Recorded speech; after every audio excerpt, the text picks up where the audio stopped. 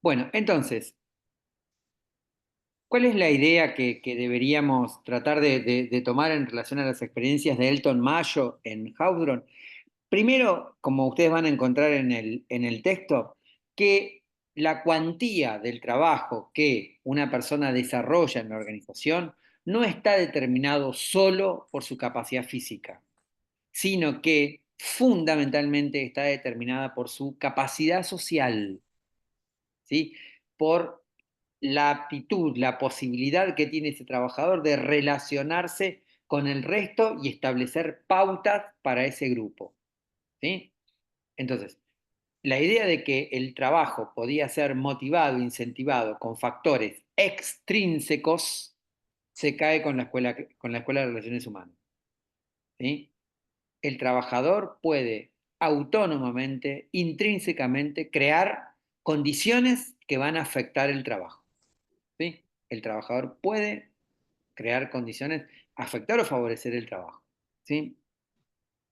La segunda idea que ustedes van a encontrar en el texto es que las consideraciones no económicas son muchas veces más importantes que las consideraciones económicas, que las evaluaciones económicas que hacen los trabajadores.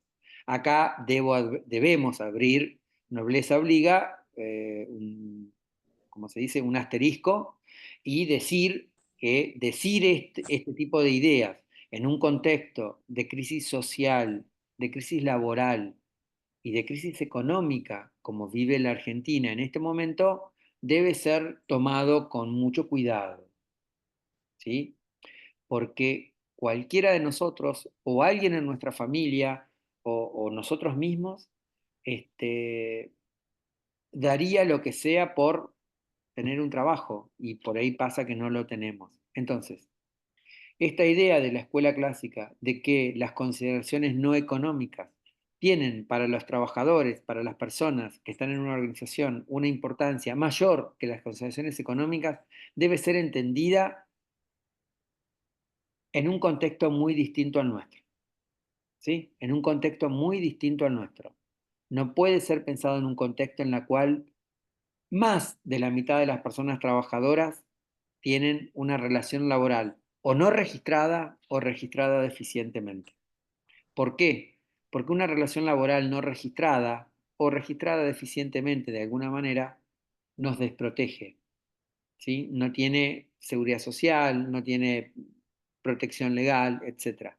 Con lo cual, entonces, esa idea que ustedes van a encontrar en el texto, traten de entenderla escrita en otro contexto social, ¿sí? No es por no pensar la crisis o la situación de enorme aflicción que podemos estar viviendo cualquiera de nosotros o algún ser querido en esta horrible situación económica que se vive. ¿Sí? Eso por favor ténganlo en cuenta.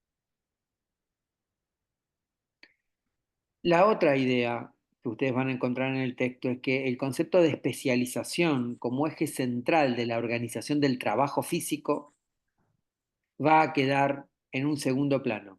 El grupo también puede dividir tareas, asignar roles, no solamente la organización burocrática, la organización formal, por así decirlo.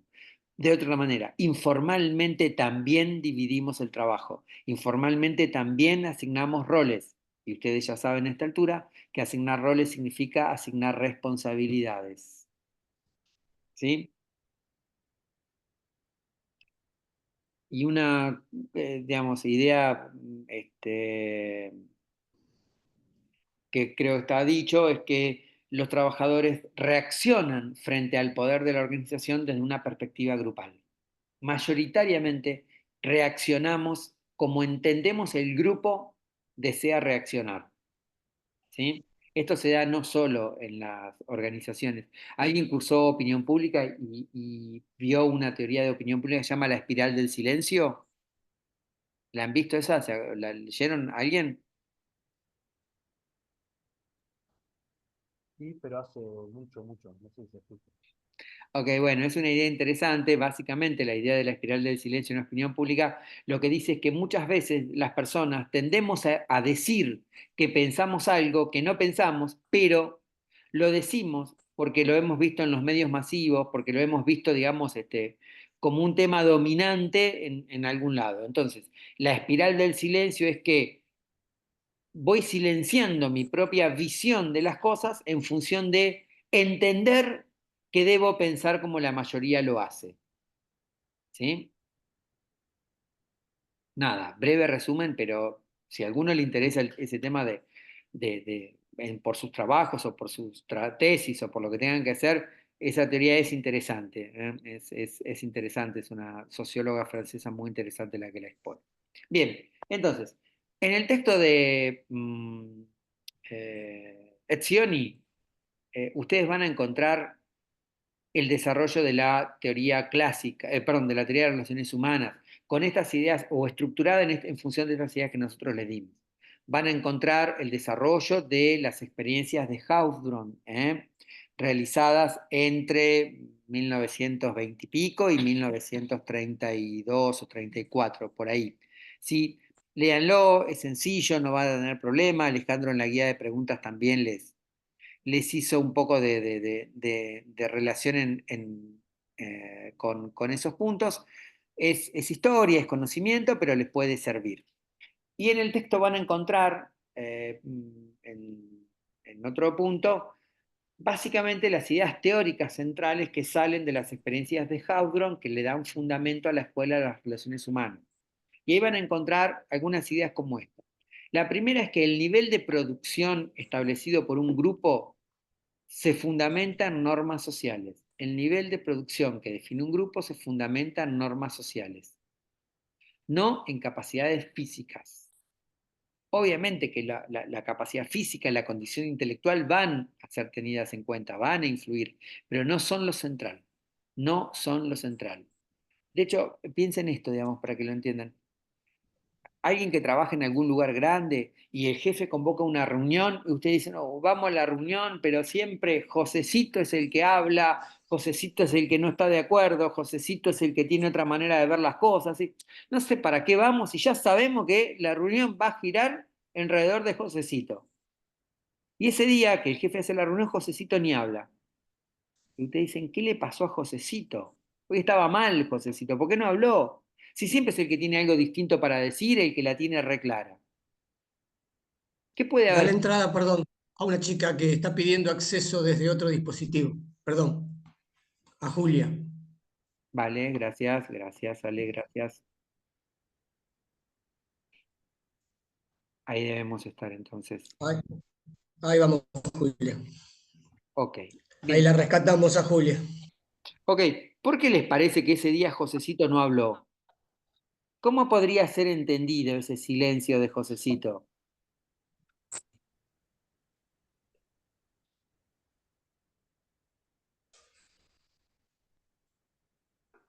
¿Estaba en un mal día y no Y habló? depende del contexto. Puede ser que si siempre estaba en desacuerdo, capaz que ese día sí estuvo de acuerdo. Como la voz disidente puede ser, o Está bien. sí, sí, Está puede bien, pero ser, no lo que dijo. Pero no lo dijo. No dijo que estaba Mm. de acuerdo. No dijo nada. Cuidado. Yo no dije que.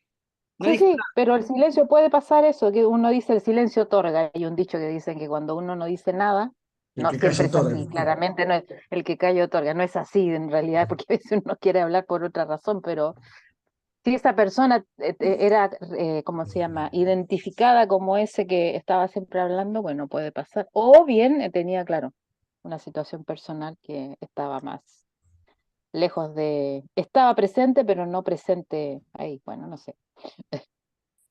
Ok. ¿Y qué otra cosa podría haber sido ese silencio?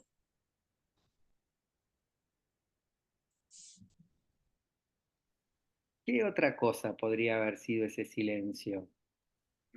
Que no quiera ser siempre el que está en contra del resto o en contra de las pautas que se dan o de las ideas que se emiten de arriba hacia abajo u horizontalmente. Ujú. Sí, Puede ser que perciba que esta impresión general que tienen sus compañeros de trabajo y que por eso de algún modo se retraiga porque sienta que no encaja quizás, se está alejando del grupo, de algún modo. Ok, bien. Linda apreciación eso. Sí, es una buena. Ahora, yo les digo, digamos, Josecito estaba en silencio, toda la reunión estuvo en silencio, porque interiormente pensaba, ¿para qué voy a opinar si a este jefe yo me enteré que lo van a reemplazar en 2 meses?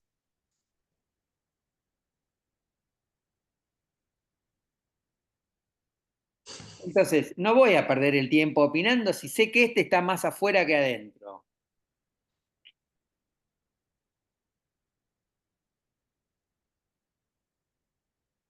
Bueno, la idea que uno podría decir ahí es que el silencio de ese trabajador fue estratégico, porque no lo va a desarrollar la Escuela de las Relaciones Humanas con ese nombre, no lo va a desarrollar la Escuela de las Relaciones Humanas con ese nombre. El concepto de estrategia se lo vamos a empezar a deber a las escuelas postestructuralistas. Pero la verdad es que las personas en las organizaciones a través del grupo desarrollan lo que podríamos llamar conductas estratégicas. Es decir,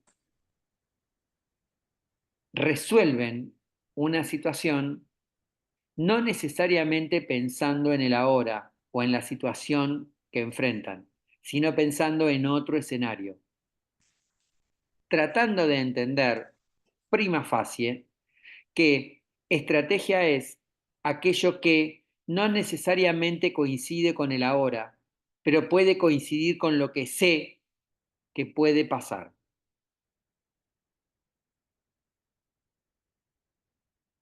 No sé si van a aprender mucho de esta cursada de invierno, perdón.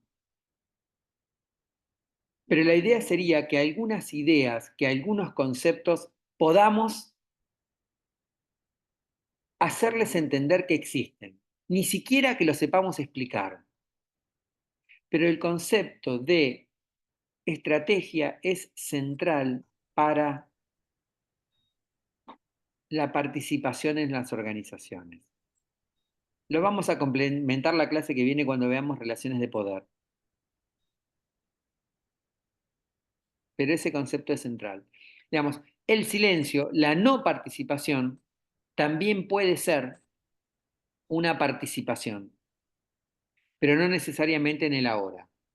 Ustedes eso en el texto lo van a encontrar, palabra más, palabra menos, con la idea de que a partir de la Escuela de las Relaciones Humanas debemos prestarle importancia, atención en el análisis de una organización a las jefaturas informales, que así como para la escuela clásica lo que importaba era la orden, el mandato y la claridad de un superior a alguien que lo obedecía, para la escuela de las relaciones humanas, la idea de que los grupos desarrollan estrategias y jefaturas informales es central.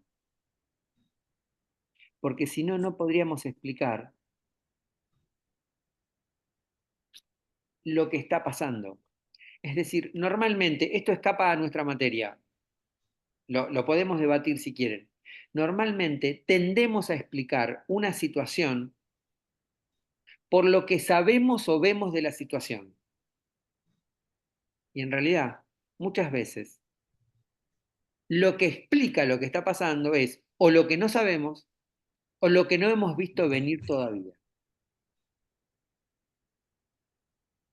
Traten de no pensar que siempre tenemos todos los elementos para analizar una situación. Traten de no pensar que siempre todo lo que tenemos sobre la mesa abastece una explicación, llena una explicación.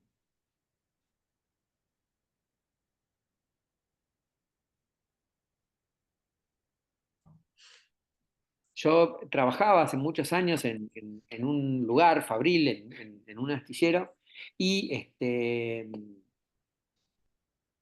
teníamos un jefe Bueno, era un buen jefe, pero era un jefe mandón, digamos, ¿no? Una persona con mucha experiencia, no tenía titulación universitaria, pero tenía muchísima experiencia, lo que en recursos humanos se llama expertise, ¿eh? Tenía una expertise de gestión basado en la gestión, nomás.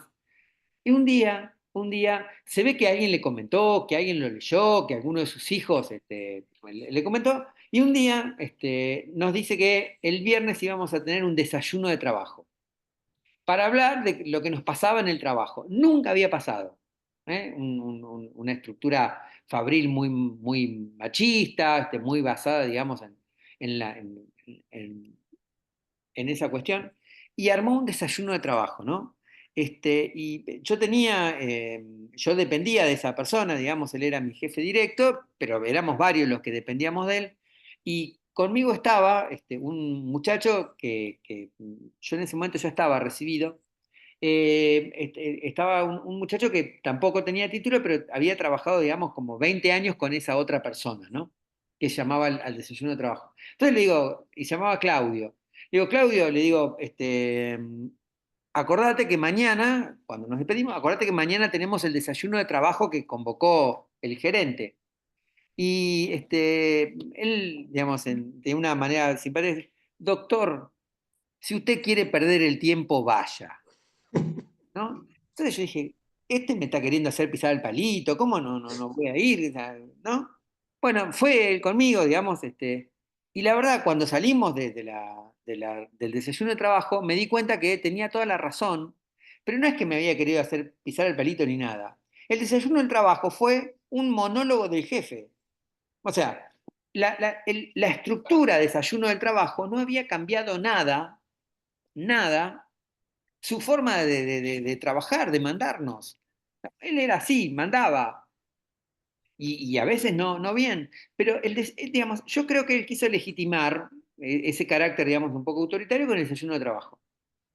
Después, como a los 4 o 5 meses, nos enteramos que nuestro jefe, el gerente, quería ascender a subgerente general y que el desayuno de trabajo había formado parte de una idea de crear consenso de que era un tipo democrático, participativo. Entonces, el desayuno de trabajo, que yo, digamos, no había sabido entender en ese momento, se explicaba con algo que esa persona sabía. Tratar de crear consenso alrededor de que él era digamos, una persona que gestionaba con criterios modernos, digamos, con criterios participativos, como se decía en ese momento. Pero bueno, eso no lo sabíamos, digamos, ¿no? Entonces, un poco lo que apunto es eso, es decir, no crean que una situación se explica por la realidad que tenemos inmediata. Puede haber un montón de situaciones, de factores que la explican que todavía no conocemos. Y lo vamos a ver cuando hablemos de relaciones de poder, pero la estrategia tendría que ver con eso, con la posibilidad de anticipar, de conocer qué otra cosa me permite explicar o llegar a esa situación que todavía no tengo sobre la mesa. ¿Ale? En ese desayuno de trabajo, él no les preguntó a ustedes, digo, les preguntó algo respecto a cómo trabajaban, cómo se sentían, etcétera, etcétera, o simplemente habló él. No, prácticamente habló él. Bueno, porque a mí me pasó de que me llamaron a una reunión, también un jefe muy particular nos llamó a todos a una reunión donde él quería conocer la opinión de cada uno respecto al trabajo, cómo se sentía, etcétera, etcétera. Y yo no por saberlo, sino por una cuestión intuitiva y porque unos viejos, digamos, tienen muchos años, dije, no. Yo me senté al lado de él y él permitió la opinión de mucha gente que le decía, bueno, cómo se sentía en el trabajo, cómo teníamos que justamente coordinar el trabajo, cómo podíamos hacer esto. Bueno, fue una charla muy amena y terminó diciendo, sí, yo les agradezco, pero bueno, por ahora las cosas se van a hacer como yo diga. El único que no habló, por eso el ejemplo que vos diste recién me causó gracia, fui yo. Yo no dije una sola palabra y eso me jugó en contra, porque en realidad tuve una relación bastante conflictiva con este tipo que se debe haber dado cuenta. Pero él ya sabía más o menos cómo pensaban todos. no cambió absolutamente nada. Solamente una fachada, algunas oficinas, ¿viste? Un escritorio acá, una florcita acá, un día le llevó facturas, algunos, no a todos, pero el sistema no cambió para nada. Y él aspiraba a un cargo también alto que él sí Profe, consiguió. disculpe, Él sí consiguió. nos tenemos que retirar, el servicio nos vino, que nos tenemos que Bueno, volver a bueno, pagar yo. bueno. Ok, ok, ok. Bueno, nos vemos, Claudio. Igual la Gracias. clase va a quedar grabada como la anterior. Esperemos que sí, esperemos que sí. Bueno, Sí. hasta luego. Gracias, Claudio. Saludos para todos. Que siga muy bien. Gracias. Gracias. Qué lástima. Bueno, y siempre me acuerdo de esa experiencia, de mi silencio, que debe haber sido unas pocas veces, pero nada, me quedé así, y y de toda esa puesta en escena, que también tiene que ver justamente con lo que vos comentabas respecto a esta parte del capítulo que habla de críticas del estructuralismo. A mí esa parte del capítulo de Zioni me parece muy interesante porque marca parámetros, marca elementos que son muy interesantes para analizar hoy en la actualidad, que las podemos, digamos, traspolar a la actualidad. Una de las cosas es lo que vos acabas de comentar. Una de las críticas que le hace el estructuralismo a la corriente de relaciones humanas es esto de... Ah, perdón. No, yo mencionaba, ahora te dejo Ale seguir, pero yo mencionaba No, esto. está bien, está bien. En el texto ustedes van a encontrar que hay otra experiencia vinculada a grupos que divide a los grupos en grupos con un liderazgo democrático, autoritario y con un liderazgo de laissez-faire, que sería, digamos, un liderazgo de muchachos, hagan más o menos lo que quieran, pero garantícenme de que van a hacer las cosas. Cierto, sí. Nosotros no le damos mucho desarrollo a eso porque los conceptos de autoritarismo o de liderazgo democrático en sociedades como la nuestra, tan vapuleadas a veces, que vamos un poco como dicen los españoles, a bandazos y vamos de situaciones muy autoritarias en la cual, digamos, hasta casi que legitimamos el autoritarismo, a situaciones en las cuales sentimos como que es todo un lío y que prácticamente hay situación de anomia, un concepto vinculado a la sociología, es decir, que no hay norma más o menos que nos sirva para explicar o para ordenar la vida social. Insisto, pueden leerlo, puede ser interesante. Nosotros no avanzamos mucho sobre eso porque es difícil coincidir colectivamente en la vida universitaria en estos conceptos de liderazgo democrático, autoritario y de laissez-faire. ¿Por qué? Porque alguien puede tener la investidura de democrático y ser un autoritario desde la primera hora. No lo digo nada vinculado con la actualidad, ¿no? Entonces, esos conceptos de liderazgo democrático, autoritario o laissez-faire, léanlo, les puede servir, es interesante pensar cómo en el día que ustedes sean jefes, pero está ahí, está más o menos explicado, es interesante, si hay alguna idea que no les termina de cerrar, lo charlamos en la clase que viene, pero bueno, un poco este tema de explicar lo laboral nuestro tenía que ver con mencionar esa situación de esas experiencias de liderazgo que están ahí, que insisto, son para tener en cuenta, pero no las podríamos llevar, digamos, calcadamente a nuestra realidad social, digamos. Ahora sí, Ale, adelante. Y en el texto de Maisonet también van a encontrar esos mismos tipos de liderazgo y algunos otros más que agrega el autor, para el que le guste el tema. No, yo me refería a las críticas del estructuralismo, porque justamente el estructuralismo lo que hace es cuestionar a las dos corrientes, pero a la corriente de relaciones humanas, dicho, digamos, en términos poco académicos, dice: ustedes nos quieren hacer pintar que la organización es el mundo feliz, que todos vamos a trabajar contentísimos, que es el mejor de los mundos, y en realidad no es así. Y hace hincapié en 3 o 4 cosas muy interesantes. Por ejemplo, los invitan a participar, a opinar, pero esa opinión modifica algo.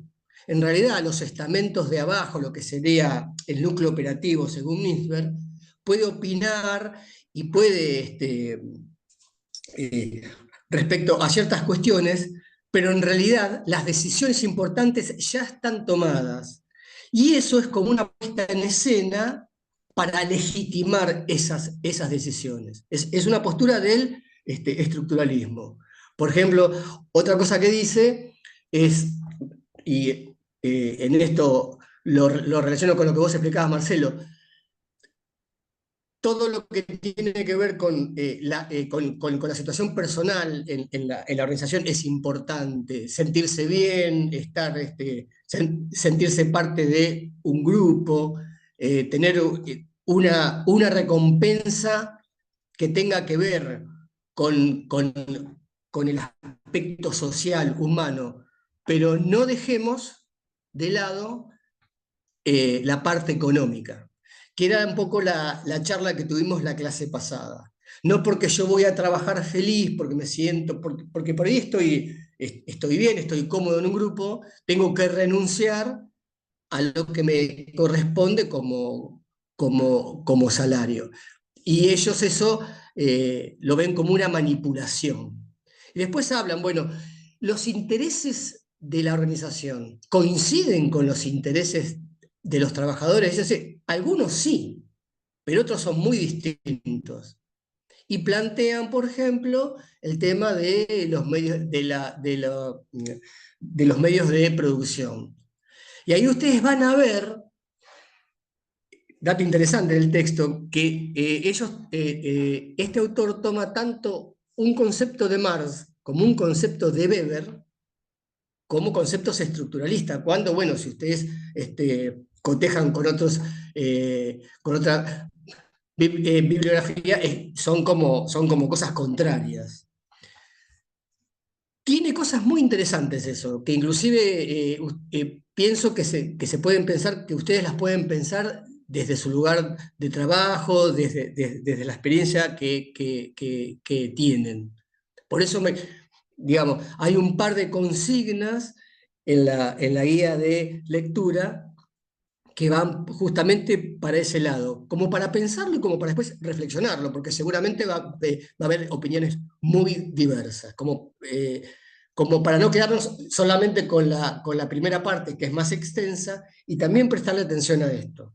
A mí esta parte siempre me resultó interesante porque el estructuralismo es un poco como que el que mete el dedo en la llaga, ¿no? Dice, che, esto es tan así, es tan perfecto, ¿no? Y bueno, léanlo y lo charlamos, y lo charlamos. Uy, las 8. Estás muteado. Ahora sí, gracias Ale. Bueno, ok, está. Bueno, salvo que tengan alguna duda, queja o pregunta, estaríamos como cerrando el encuentro de hoy. Les proponemos que lean el texto que les subimos, ya habilitando la unidad 2. Y la clase que viene, que vamos a ver si es el martes o el miércoles, después lo charlamos con Alejandro.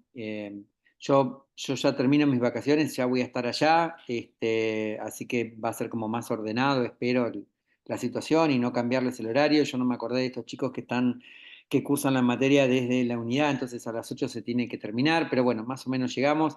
Vamos a tratar ya a partir de la semana que viene de mantener las 6 y que no haya problema y todo eso. Sí, quizás tengamos a ese cronograma, a ese esquema que nosotros habíamos presentado, dado el corte de luz el otro día, bueno, y estas dificultades que por ahí se presentan, quizás tengamos que agregar, aunque sea una clase más corta, como para ponernos al día, digamos, ¿sí? Pero ya el lunes ustedes van a tener ahí en la solapita de trabajos prácticos un trabajito como para que puedan aplicar todo esto que hemos dado hasta hoy, ¿sí? ¿Estamos? Les vamos a poner el plazo para entregarlo, etcétera, etcétera. Bien, Así vamos emprolijando. Sí, vamos a tener en cuenta, vamos a tener que tener en cuenta esto. Yo no sabía, claro, creo que a estos chicos a las 8 ya los sacan del centro de estudiantes, que es el lugar a donde tienen que enseñar.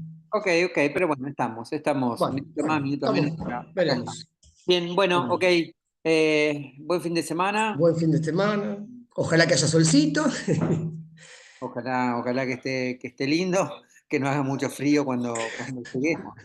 Y Sí, nos vemos entre martes y miércoles, ¿sí? Un muy saludo bien. a todos, chicos. Saludos para todos. Que la